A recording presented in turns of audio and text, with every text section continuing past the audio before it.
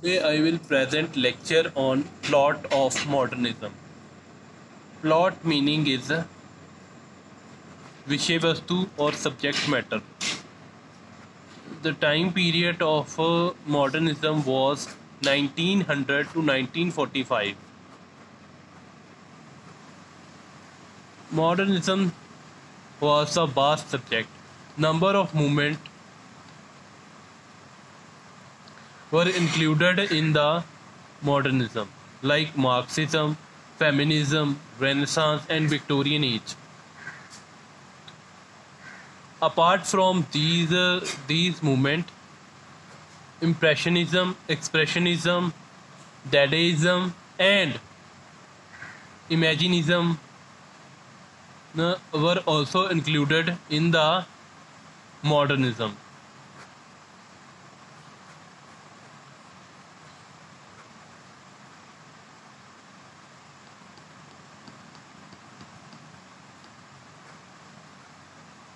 Something new which did not happen before modernism. इसका आधुनिकवाद का अर्थ है कि ऐसी चीज जो पहले कभी ना हुई हो.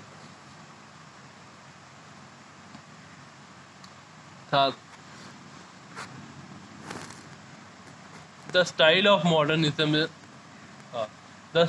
modernism was quite new and unique. They did not follow traditional style of writing.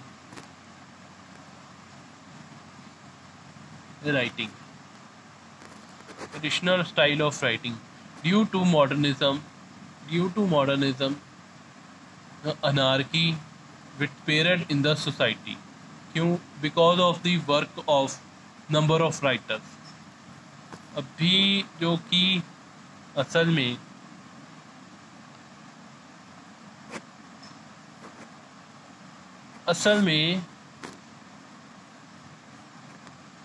जो modernism developed, actual modernism developed after First World War. After First World War, Industrial Revolution had evolved.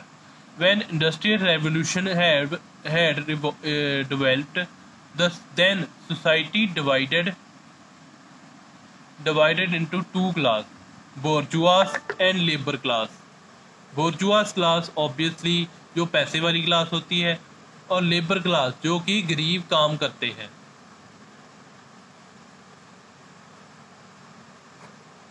बोर्जुआस वो गरीब लोग काम आदि labour से गुजारा करते हैं. लेबर क्लास में हम पेशेंट्स भी आ जाते हैं, ये सारे लोग आ जाते हैं. अब दे बोर्जुआस करते थे exploit. When they exploit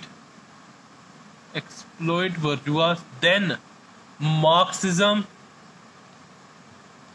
was born. They write against bourgeois and their and their exploitation. ये क्या कहते थे कि मजदूरों को बराबरी का हक मिलना चाहिए.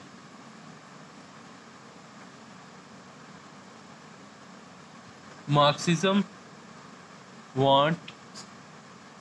wanted labor class also get equal share of profit. इन्होंने इस पर काफ़ी वर्क लिखा है, फेमिनिज्म में भी वर्क लिखा है.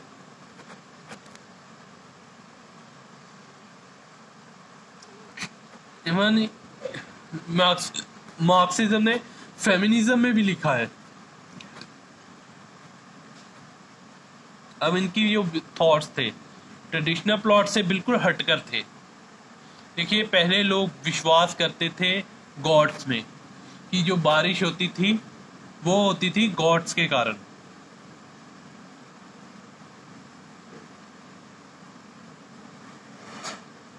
जैसे लोग इंद्र भगवान में बहुत विश्वास करते थे. In the ancient time people worshipped Indra god of Indra. जो कि which was known as a god of rain.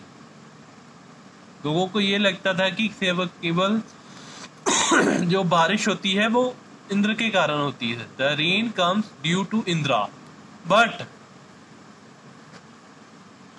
Modernist थे, उन्होंने कहा rain came due to evaporation, not because of Indira.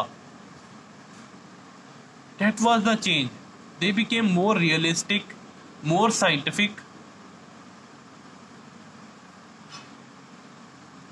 but that's not mean they completely divorced from traditional track.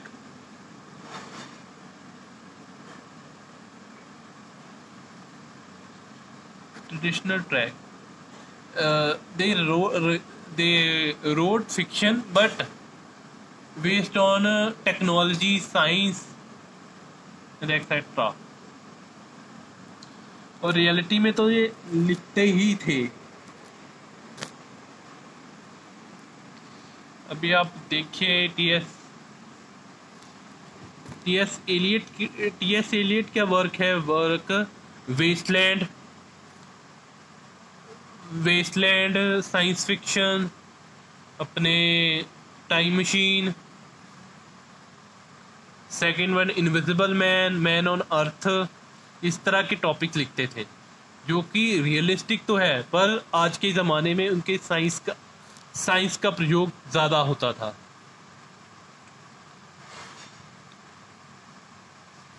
अभी Westland में TS Elliott ने कहा कि लोगों को ये नहीं पता कि वो चाहते क्या है और वो करते क्या है। They want something else and they do something else. जब इंडस्ट्रियल रेवोल्यूशन आया तब लोग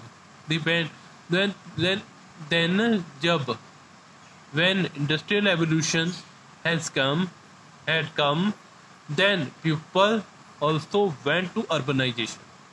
लोग शहरीकरण में आ गए ताकि उन्हें ज़्यादा से ज़्यादा फैसिलिटी मिले, वो ज़्यादा से ज़्यादा काम करे और कैश प्राइस, उनका समय बचे, ये सब आ गया। अब आया जिससे लोग बहुत ज़्यादा मटीरियलिस्टिक हो गए। देखिए, जब हमारे पास पैसे ज़्यादा हो जाते हैं तो हम ये सोचते हैं कि हम ज़्यादा से ज़्यादा चीज़ें खरीदें और चीज़ों से ज़्यादा प्यार हो जाता है, जो भौतिकवादता आ जाती हैं। मटीरियलिस्टिक का अर्थ होता है कि कभी कभी कुछ चीज़ें पाने के लिए गलत रास्ता अपनाना। जैसे मुझे कोई बाइक पसंद आती है तो मैं उसे खरीदने के लिए, ये मुझ पर डिपेंड करता है मैं कौन सा रास्ता चुनता हूँ। मैं स्पिरिचुअलिज्म यानी कि हार्डवर्क का रास्ता चुनता हूँ, मैं मेहनत करूँगा, जी तोड़ मेहनत करूँगा, फिर मैं बाइक खरीदूँगा। या मैं चोरी चिकारी का रास्ता अपनाता हूँ और फिर मैं पैसे गेट करूँगा और मैं बाइक को खरीद लूँगा। दूसरा, अब आता है तीसरा प्लॉट, मटीरियलिज्म को समझना। मटीरियलिज्म भी हमारे मेंटल स्टेज में ही आता है, जैसे इद, ईगो, सुपर ईगो। अभी चिल्ड्रंस है, बच्चे अपना काम निकालने के लिए, अपनी जो चीज़ चाहते हैं उसे पूरा करने के लिए जिद, रोना, ये सब कुछ कर लेते हैं।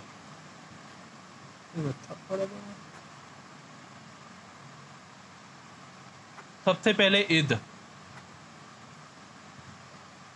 Small children, what they want, they get by the use of prying and insisting manner. अपने ज़्यादातर जो वैसे ये साइकोलॉजी का सब्जेक्ट है, ये काम करते हैं इद। ये छोटे बच्चों में जल्दी पैदा होता है, जन्म से ही होता है, पर यही इद हमारे मॉडर्निज्म में बहुत ज़्यादा विकसित हो जाता है। बड़े जो भी क्राइम होते थे, id is responsible cause. People want to get his pleasure, doesn't matter which way they choose, right, wrong. That's why crimes had increased और ईगो ईगो ईगो और सुपर ईगो के बीच का ईगो हमेशा बीच का रास्ता निकालता है। Ego find out the mid way, यानी कि ego is the manager between super ego and id. अगर किसी का इद ईगो से भी बड़ा होता है तो उससे दूर रहना चाहिए, क्योंकि वो आपको धोखा ही देगा।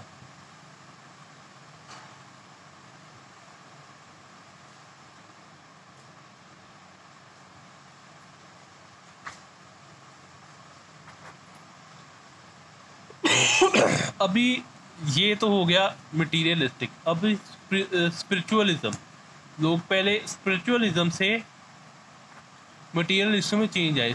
स्पिरिचुअलिज्म क्या कहता है, सुपर ईगो क्या कहता है कि चाहे कोई चीज़ मिले चाहे ना मिले, हम सही रास्ता ही चुनेंगे। We get only a true thing, we will always follow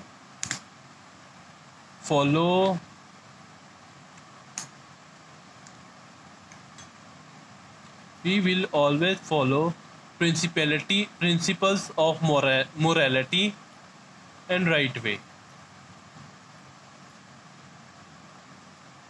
yet we get our pleasure or not, but we will always follow right way। यही डिफरेंट आया, ये मटीरियलिस्टिक। इसी वजह से सोसाइटी में अनार्की फैली। कुछ इनके वर्क ऐसे थे मॉडर्निज्म के, पर कुछ आधुनिकतावाद भी आया। तरक्की हुई, पर जब तरक्की होती है तब नुकसान भी होता है।